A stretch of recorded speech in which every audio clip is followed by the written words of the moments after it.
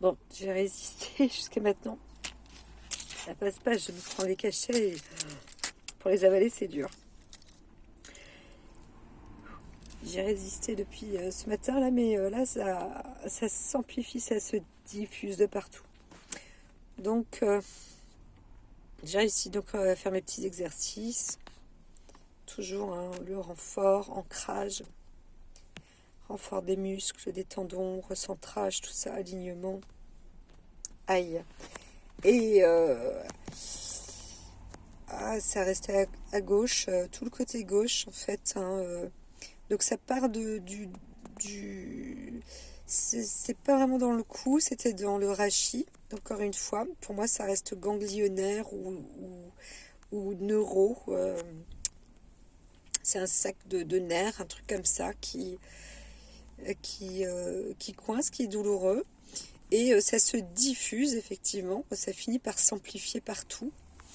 Donc c'est comme un chemin, ça prend plus de place et ça durcit à chaque fois au fur et à mesure les muscles.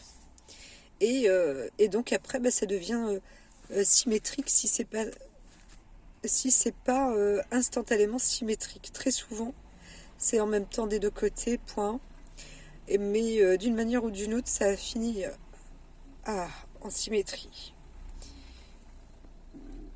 Donc c'est un problème parce que ça tord les muscles, le corps.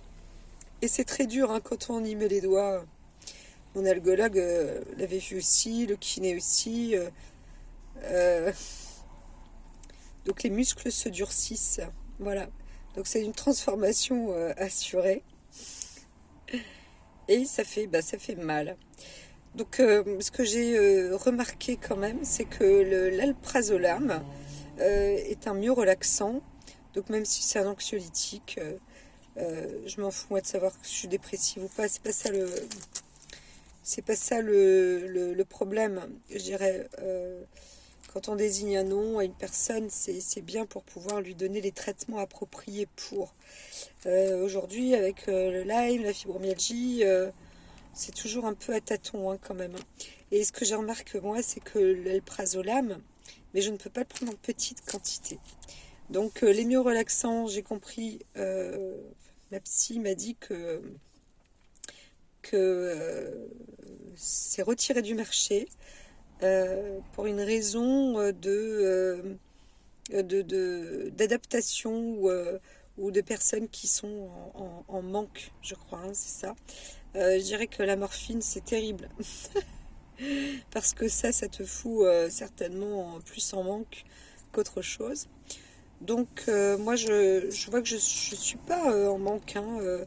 Là, pendant toute la semaine dernière, j'en avais absolument pas besoin.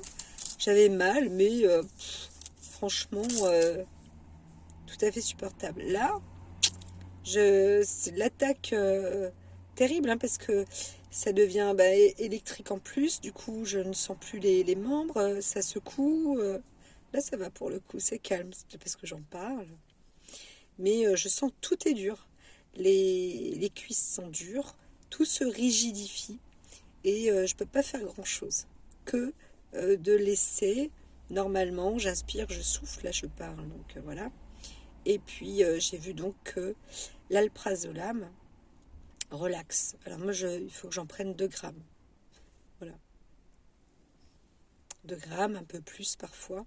Et le mélanger avec le codoliprane, mais le codoliprane, ça me va pas plus que ça non plus. Voilà, c'est tout. Moi, j'attends que ça passe. Ça va durer certainement.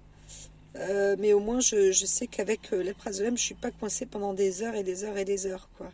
Ça, ça part pas en live parce que les muscles sont relaxés. Donc, même si il y a une attaque neuro au niveau des nerfs ou des vaisseaux sanguins, ou je sais pas trop ce que c'est comme circulation, je peux pas définir la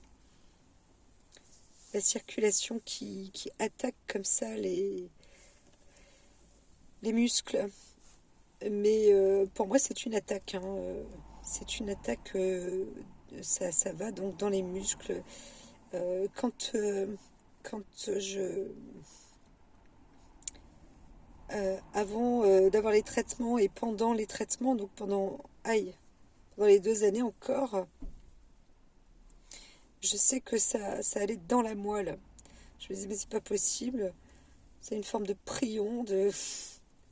Maintenant, il faut savoir que Borrelia, ce sont des spirochètes qui vont partout. Ça s'infiltre partout, jusque dans le cerveau, donc ça va dans la moelle.